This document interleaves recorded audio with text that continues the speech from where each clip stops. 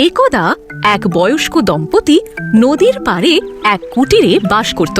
একদিন বৃদ্ধা মহিলাটি সকালের জলখাবারের জন্য একটা জিঞ্জার ব্রেড রান্না করবে বলে ভাবলো। যেই ভাবা সেই কাজ, বৃদ্ধা ময়দা মেখে সেটাকে ছোট একটা মানুষের আকৃতি দিল। তারপর ক্রিম দিয়ে চোখ আর মুখ বানালো, লজেন্স দিয়ে বোতাম আর চেরি দিয়ে নাক বানালো। তারপর ওটাকে ওভেনের মধ্যে রেখে দিল। কিছুক্ষণ পরে বৃদ্ধা দেখতে এলো যে রান্না হয়ে গেছে কিনা। কিন্তু যখনই তিনি ওভেনের দরজাটা খুললেন, জিঞ্জার ব্রেড ম্যান ওভেন থেকে লাফ দিয়ে নেমে দৌড়তে শুরু করলো আর খোলা দরজা দিয়ে এক দৌড়ে বাইরে বেরিয়ে এলো। আমাকে খেও না। জিঞ্জার ব্রেড ম্যান চেঁচিয়ে বলল। বয়স্ক মহিলাটি এসব দেখে ভীষণ চমকে গেল, কিন্তু তার খুব খিদে পেয়েছিল। তাই সে তার স্বামীকে ডাকলো আর দুজনে একসাথে জিঞ্জার ব্রেড ম্যানের পিছু নিল। বয়স্ক মহিলা এবং বয়স্ক ভদ্রলোক চিৎকার করে বলল, থামো জিঞ্জার ব্রেড ম্যান, থামো। কিন্তু জিঞ্জার ব্রেড ম্যান পিছন ঘুরে তাকালো না। সে রাস্তা ছেড়ে ঘন জঙ্গলের দিকে দৌড়তে দৌড়তে ছড়া কেটে বলতে লাগলো, দৌড়ো দৌড়ো দৌড়ো দৌড়ো, দেখি কত পারো ছুটতে। জিঞ্জার ব্রেড ম্যানকে পারবে না তো ধরতে। সে এবার জঙ্গলে ঢুকে পড়লো এবং একটি শূকরের সঙ্গে তার দেখা হলো। শূকরটি বলে উঠলো, দাঁড়াও জিঞ্জার ব্রেড ম্যান, আমি তোমায় খেতে চাই। কিন্তু জিঞ্জার ব্রেড ম্যান থামলো না। সে বরং শূকরটিকে পাশ কাটিয়ে চলে গেল। আমি একটা বৃদ্ধা মহিলা আর একটা বৃদ্ধ লোককে পেছনে ফেলে দিয়েছি, এখন আমি তোমাকেও পেছনে ফেলে দেবো। দৌড়ো দৌড়ো, দেখি কত পারো ছুটতে। জিঞ্জার ব্রেড ম্যানকে পারবে না তো ধরতে। কিছু দূর গিয়ে জিঞ্জার ব্রেড ম্যান একটা গরুকে জঙ্গলের বাইরে চলতে দেখলো। গরুটি বলল, হাম্বা, দাঁড়াও জিঞ্জার ব্রেড ম্যান, আমি ক্ষুধার্ত।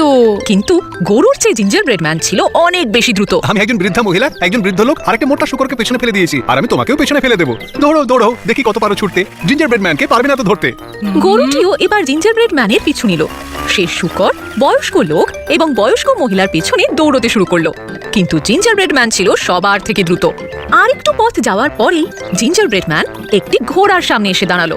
ঘোড়াটি বলল, দৌড়ানো বন্ধ করো জিঞ্জার ব্রেড ম্যান, আমি তোমাকে খেতে চাই। কিন্তু জিঞ্জার ব্রেড ম্যান একবারের জন্যও দাঁড়ালো না। আমি একজন বৃদ্ধা মহিলা, একজন বৃদ্ধ লোক, একটা মোটা শুয়োর আর একটা অলস গরুকে পেছনে ফেলে দিয়েছি, আর আমি তোমাকেও পেছনে ফেলে দেবো। দৌড়ো দৌড়ো, দেখি কত পারো ছুটতে। জিঞ্জার ব্রেড ম্যানকে পারবে না তো ধরতে। ঘোড়ার এইরকম অপমান মোটেই পছন্দ হলো না, তাই সেও জিঞ্জার ব্রেড ম্যানকে ধাওয়া করলো।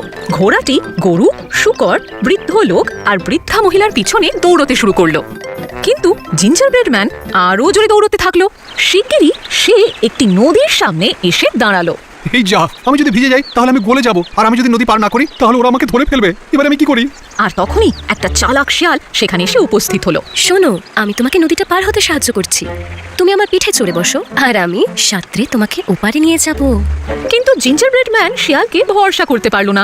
তুমি প্রতিজ্ঞা করো যে তুমি আমায় খাবে না। শিয়ালটি বলল, মোটেই না, আমি তো তোমাকে শুধু সাহায্য করতে চাই। জিঞ্জার ব্রেড ম্যান ঠিক করলো যে বৃদ্ধা মহিলা, বৃদ্ধ লোক, শূকর, গরু আর ঘোড়ার কাছে ধরা পড়ে যাওয়ার থেকে ভালো শিয়ালকেই বিশ্বাস করা। তাই সে শিয়ালের পিঠে উঠে বসলো আর দুজনে একসাথে নদী পার করতে লাগলো। অর্ধেক নদী পার করার পরে শিয়াল বলল, আমার খুব ক্লান্ত লাগছে, তুমি আমার মাথার উপর এসে বসো না প্লিজ। জিঞ্জার ব্রেড ম্যান আনন্দের সাথে শিয়ালের মাথার উপরে এসে বসলো। আর একটু যাওয়ার পরেই শিয়ালটি আবার বলে উঠলো, ওহো, আমি না আবার ক্লান্ত হয়ে পড়েছি, তুমি আমার নাকের উপর এসে বসো না। যেই বলা সেই কাজ। জিঞ্জার ব্রেড ম্যান শিয়ালের নাকে এসে বসলো। তারা এবার নদীর অন্য পারে গিয়ে উঠলো। কিন্তু জিঞ্জার ব্রেড ম্যান নদী থেকে তীরে নামার আগেই শিয়ালটি নাক ঝাড়া দিয়ে জিঞ্জার ব্রেড ম্যানকে হাওয়ায় ছুঁড়ে দিল। সে হা করলো আর তারপরে কচা। আর এভাবেই শেষ হলো জিঞ্জার ব্রেড ম্যানের গল্প।